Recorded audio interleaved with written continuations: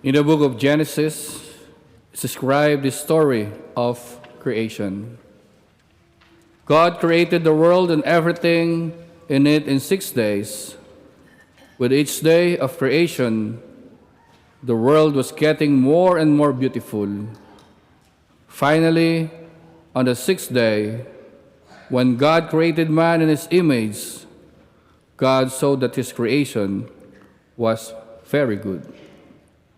Indeed, all creation is very good as it reflects the beauty and the goodness of God. But when man sinned against God, the image of man became disfigured and distorted.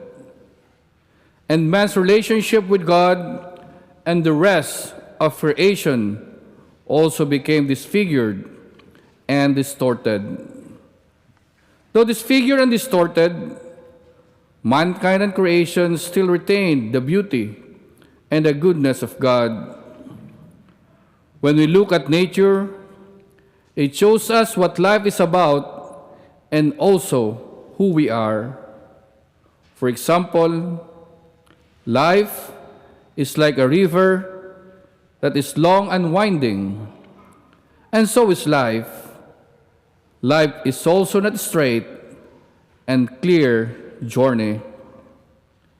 Another image from nature is this: the branch that bears the most fruit bows the lowest. That reminds us of the need for humility in our time of prosperity.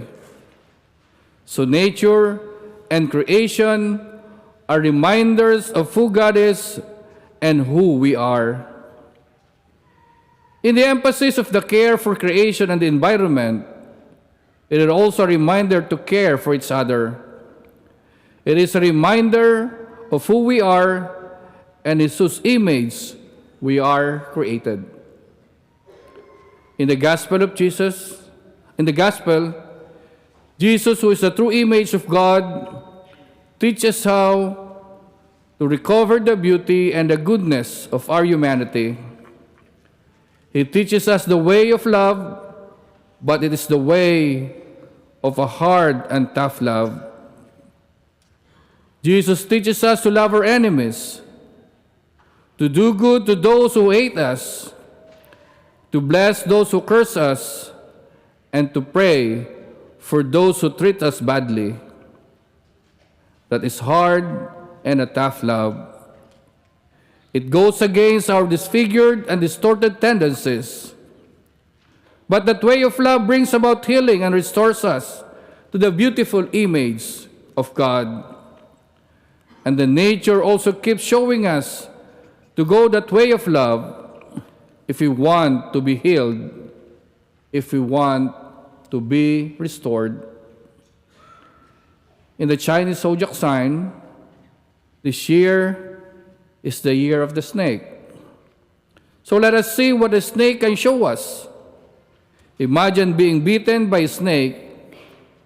Instead of focusing on healing from the bite, we go after the snake to find out why it bit us, and even to teach the snake a lesson so that it won't bite us again.